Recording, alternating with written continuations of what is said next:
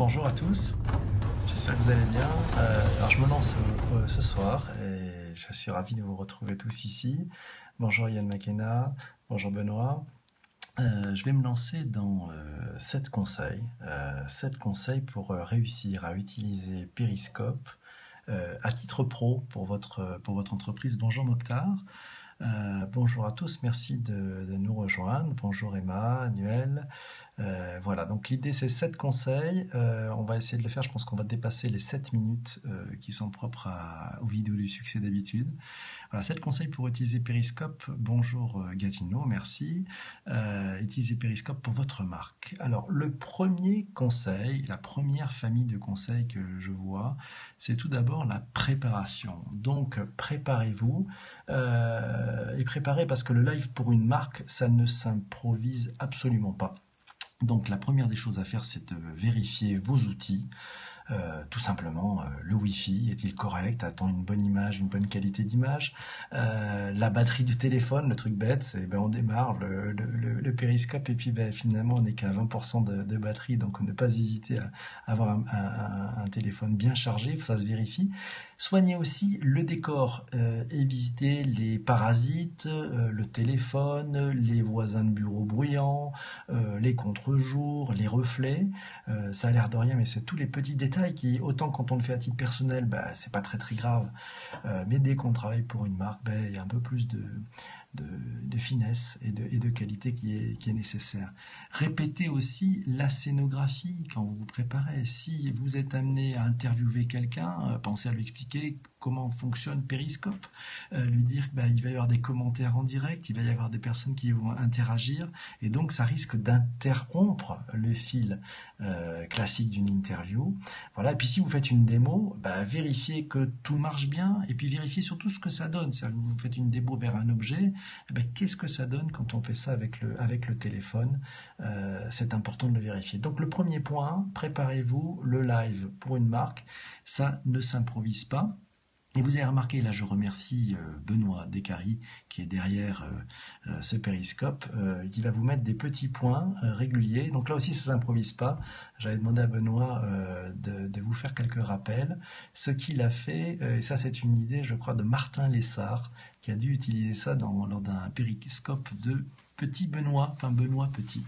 Le deuxième point, c'est qu'avant de démarrer votre broadcast, concentrez-vous sur la console de Periscope. La console de Periscope, vous savez, c'est là où vous allez pouvoir marquer un titre, décider si vous géolocalisez, si vous allez le faire à titre privé ou moduler les commentaires, etc. Donc, première chose, avant de démarrer, vous vous concentrez sur la console et vous tournez déjà la caméra en mode portrait, pas en mode paysage, ça c'est la grosse erreur, puisque pour l'instant les commentaires apparaissent en mode portrait, et si vous filmez en mode paysage, les spectateurs vont pas pouvoir suivre les deux informations, celles que vous allez montrer, et puis les commentaires qui sont importants, et puis bonjour Patrick Chasse qui nous rejoint, les commentaires des spectateurs, puisqu'on est sur Periscope, ce qui est important c'est aussi que ceux qui suivent ça puissent aussi voir les commentaires. Voilà. Sinon, sur le web, ils vont devoir tourner la tête, et puis tourner la tête pour regarder d'un côté la vidéo, de l'autre les commentaires. J'avoue que c'est pas très très cool. Donc, toujours dans ce point-là, trouvez aussi un titre accrocheur. Vous êtes sur la console, trouvez un titre accrocheur, et ce titre, il est important parce qu'il doit être cohérent avec le contenu de ce que vous allez donner. Localisez la prise de vue, puisque les prochaines fonctions de Periscope vont pouvoir faire aussi de la géolocalisation de contenu. Donc ça, n'hésitez pas, ça permettra à ceux qui sont autour de vous de mieux retrouver votre contenu. Par pitié, ne bloquez pas les commentaires. Il y a bien une fonction qui permet de le faire. Ne bloquez pas les commentaires à ceux qui ne vous suivent pas. Ça, c'est l'erreur fatale d'une marque. C'est finalement, on est entre nous et pas avec tout le monde. Periscope, c'est avant tout un outil de communication, un outil de conversation. Donc, laissez les commentaires. Il faut avoir un peu de lâcher prise, savoir ce que vous voulez faire pour votre marque et avoir ces commentaires. Utilisez aussi, puis ça c'est le dernier bouton, la force de Twitter. Laissez et broadcaster quand vous lancez le titre de votre broadcast les commentaires vers Twitter. Donc faites savoir au monde Twitter que vous êtes en train de réaliser un périscope. Et si c'est bien fait, vos followers vont de Twitter vont le faire savoir à d'autres. En le faisant savoir à d'autres, ça va augmenter le nombre de personnes qui vont voir votre périscope. Dernier point, pensez avant de lancer quel va être le visuel que vous allez utiliser. C'est-à-dire quand vous lancez le périscope, vous êtes en train de filmer non pas vous-même, mais un sujet. Pensez ça comme une image, puisque c'est ce qui va bien représenter le contenu de votre capsule périscope. C'est ce visuel qui sera disponible sur le timing des utilisateurs, c'est ce visuel qui, en plus de votre texte, va donner envie de regarder ce périscope. Ça, c'était sur donc le point 2. Hein. Le point 2, c'est avant de démarrer le broadcast, on se concentre sur sa console. Le point numéro 3, c'est organiser la viralité. Alors le visuel flou, ça c'est quand ça démarre. Par contre, il n'est pas toujours flou. C'est-à-dire que si vous êtes sélectionné dans la liste des visuels, il sera très net. Donc imaginez que ce visuel puisse être sélectionné, ça permettra de bien le choisir au départ.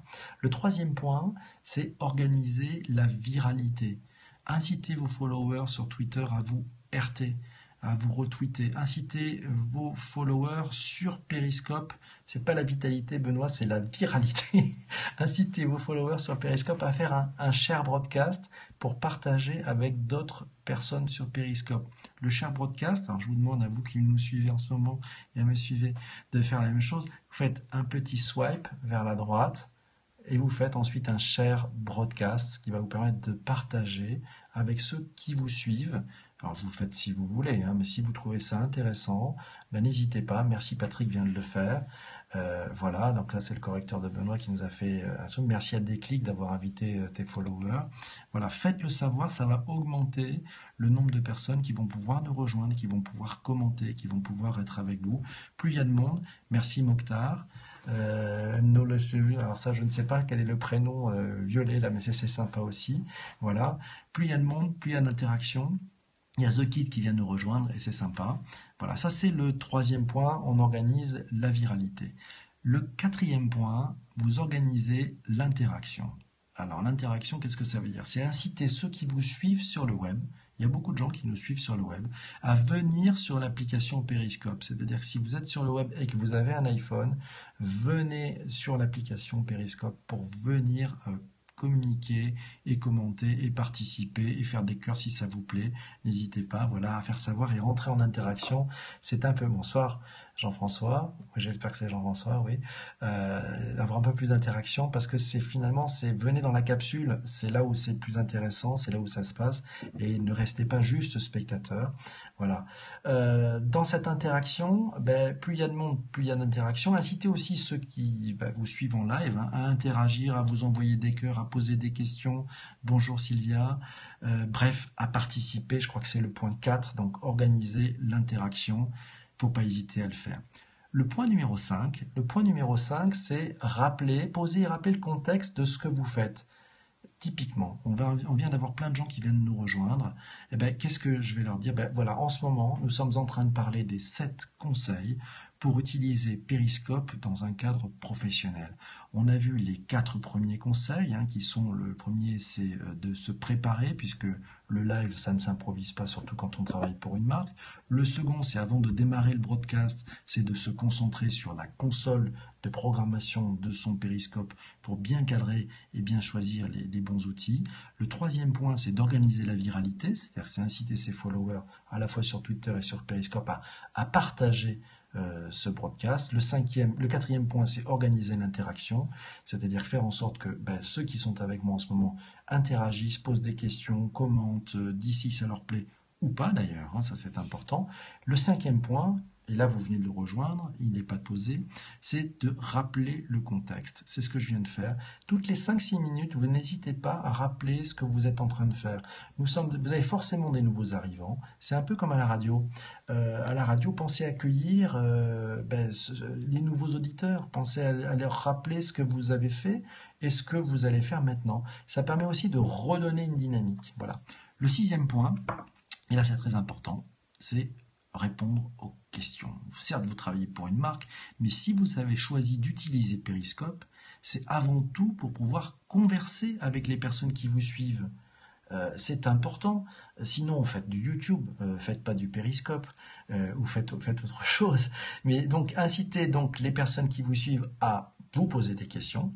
Et puis, s'il y a trop de questions, ce qui n'est pas le cas là, donc on verra plus tard, mais moi je ne suis pas une marque, une astuce, c'est consiste à noter dans un coin, peut-être sur un morceau de papier, le nom, le prénom, le pseudo de la personne sur Periscope qui vous a posé la question et sa question. Et puis faites du bruit aussi, je ne sais pas, peut-être, pour faire en sorte que vous puissiez lui répondre en disant, il y avait cette question qui est passée tout à l'heure et maintenant, alors faites du bruit, je ne sais pas. Merci pour cette belle présentation, c'est sympathique. On est donc au point numéro 6. Donc on est bien sur les questions. Merci Claire, bienvenue. Donc je suis en train d'exposer les 7 points pour réussir Periscope comme un pro. On a fait déjà les 6 premiers points. Voilà, donc si tu veux partager avec tes followers, ça sera le bienvenu, merci beaucoup. Et puis donc on va passer au 7e point. Oui, on peut lire l'anglais. Oui, bonsoir Claire. Oui, je peux lire l'anglais. I can read English. And if you want to ask some question in English, don't hesitate, it will be so cool. Ok, le 7e point, et ça c'est quand c'est fini, ça va être de remercier tous les participants. Tous ceux qui vous ont posé des questions, tous ceux qui ont regardé, tous ceux qui vous font des cœurs, et là je vois les cœurs partent, et merci beaucoup, ça fait beaucoup de bien. Voilà.